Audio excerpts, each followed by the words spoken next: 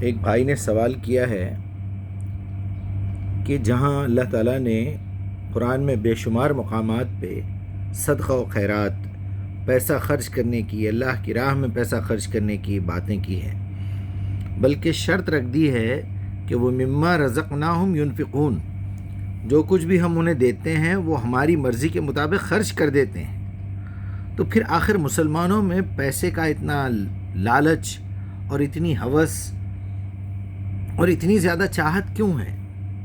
ابھی انہوں نے مثال بھی دی کہ بل گیٹس دیکھیے ابھی کئی ملین ڈالر اس نے جو ہے وہ چیریٹی میں دے دیے ہیں، تو مسلمانوں کے پاس یہ بات کیوں نہیں ہے؟ جاپان کی مثال انہوں نے دی کہ جاپنی جو ہے وہ نہ نماز پڑھتے ہیں، نہ روزہ رہتے ہیں، نہ ان کو قرآن معلوم ہے، نہ اللہ معلوم، نہ رسول معلوم، نہ آخرت معلوم، لیکن اس کے باوجود بھی فرما بردار ہیں، یعنی اچھے کام کرتے ہیں، ایماندار کہنا چاہیے، امانت دار ہیں، اور ایسے سچے ہیں، ایسے وعدے کے پابند ہیں، اور اتنے ایکوریٹ ہیں، کبھی جھوٹ نہیں بولتے، کبھی کاہل ہی نہیں کرتے، نکمے نہیں ہیں، بیکار نہیں بیٹھتے، محنت کرتے ہیں، ٹیکنالوجی سیکھتے ہیں، علم حاصل کرتے ہیں، اور اتنے یعنی امانت دار کہ وہ ٹیکسی والے کا واقعہ ایک عالم صاحب نے بتایا تھا، تو وہ کہیں غلط موڑ مڑ گیا تو اس نے جو ہے وہ میٹر آف کر دیا، پھر کچھ دیر کے بعد اس نے پھر میٹر آن کیا، جب وہ منزل پہ پہنچے تو دوست سے کہا کہ بھائی اس سے اپنی زبان میں پوچھو کہ اس نے بیچ میں میٹر آف کیوں کیا؟ تو ڈرائیور نے جاپانی زبان میں ان کے دوست کو سمجھایا کہ سر میں نے غلط موڑ لے لیا تھا، تو مجھے احساس ہوا کہ میں اس بندے کا ٹائم بھی خراب کر رہا ہوں اور اس کا پیسہ بھی زیادہ جائے گا، لہٰذا میں نے میٹر بند کر دیا۔ ابھی تو ان کو میں یہ کہنے والا ہوں کہ آپ مجھے معاف کر دیجئے کہ آپ کے وقت میں سے میں نے اتنے منٹ ضائع کر دیے، اگر یہ مجھے پیسے نہ دینا چاہیں تو مجھے کوئی غم نہیں ہے، میں ان کو فری ٹرپ دیتا ہوں۔ ہے ایسی کوئی ایمانداری؟ یہاں تو بھاگتے ہوئے چور کی لنگوٹی تک اتار لینے والی بات ہے، آخری درجے کے خائن ہیں ہم لوگ۔ تو گھوم پھر کے بات وہاں آ کے رکتی ہے کہ غیر مسلم یہ سوچتا ہے کہ اس شخص کے سر پہ ٹوپی ہے، چہرے پہ داڑھی ہے تو اس کا مطلب یہ مسلمان ہے، یہ کرتا پاجامہ پہنتا ہے تو یہ مسلمان ہے، دیکھ کے سمجھ میں آ جاتا ہے، اور اگر یہ مسلمان ہے تو اس کا مطلب یہ جھوٹا ہے، یہ چور ہے، یہ بٹے باز ہے، یہ خائن ہے۔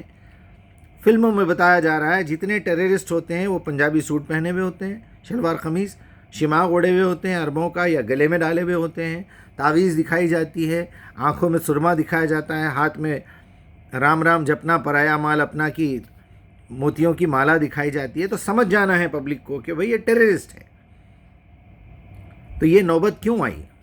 یہ نوبت اس لیے آئی کیونکہ ہم نے اپنی کتاب، اللہ کی کتاب کو اپنے پاس لاک کر کے رکھا ہے، خیانت کی ہے اللہ کی کتاب کے ساتھ، یہ اللہ کی لعنت ہے، جو ہمارے چہرے پہ، ہمارے حلیے پہ، ہماری قوم کے نام پہ لوگ اسلام چھوڑ کے جا رہے ہیں، ایتھسٹ ہو رہے ہیں، ہماری بچیاں غیروں سے شادی کر رہی ہیں۔ میری اپنی آنکھوں کے سامنے، میری اپنی زندگی کے سامنے کا واقعہ ہے۔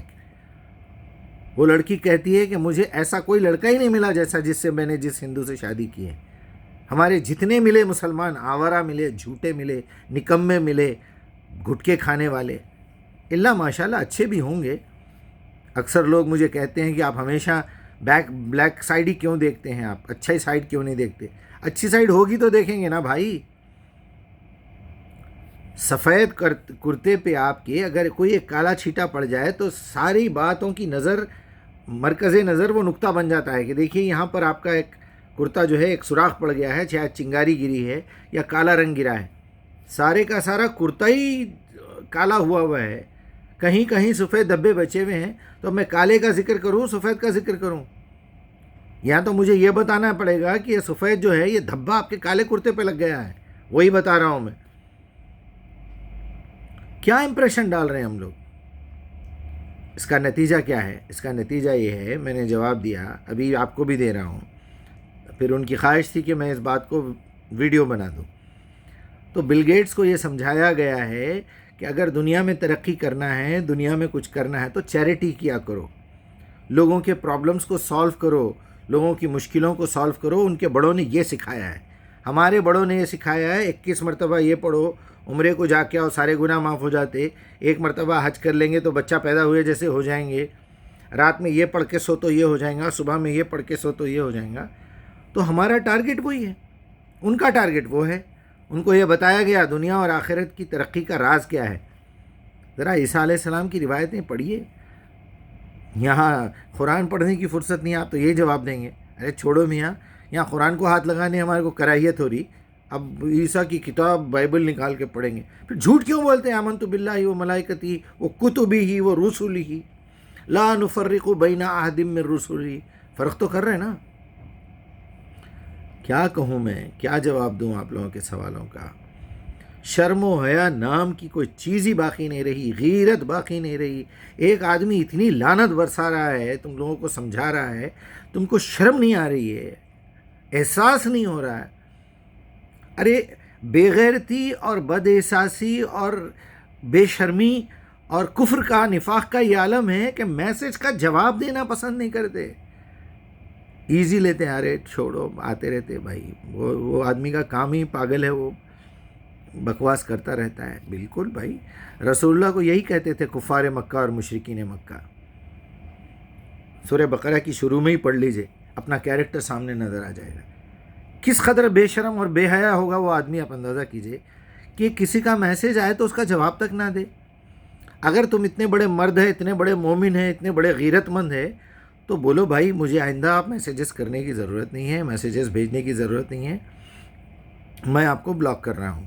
آپ مجھے کیا بلاک کریں گے، میں آپ کو بلاک کر دیتا ہوں۔ بولو تو صحیح، بولو تو صحیح۔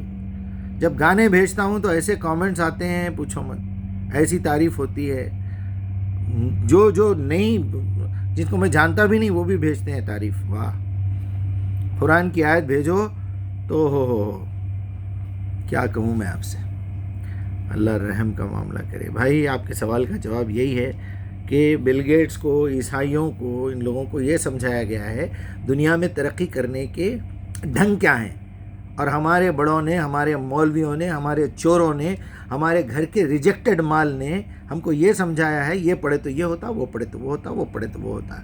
دنیا میں ترقی کرنا ہے، آخرت میں اللہ کے پاس جانا ہے، حقوق العباد کا حساب دینا ہے، ہمیشہ ذلیل کمینے یہی بولتے رہتے، سارے گناہ معاف، سارے گناہ معاف۔ تو وہ پاگل جو آ کے بیٹھا ہوا ہے بکروں میں کا بکرا، انہیں تو یہی سوچیں گا نا کہ سارے گناہ معاف ہو رہے ہیں۔ بھائی ایک رات جاگ لو، پوری سال بھر کی چھٹی، 3 مرتبہ سورہ اخلاص پڑھ لو، قرآن کو ہاتھ لگانے کی ضرورت نہیں ہے، الف لام میم بولے تو 30 نہیں کیا۔ تو اس طرح کی تھرڈ کلاس باتیں کریں گے تو قوم بگڑے گی یا سدھرے گی؟ اللہ معاف کرے بھائی۔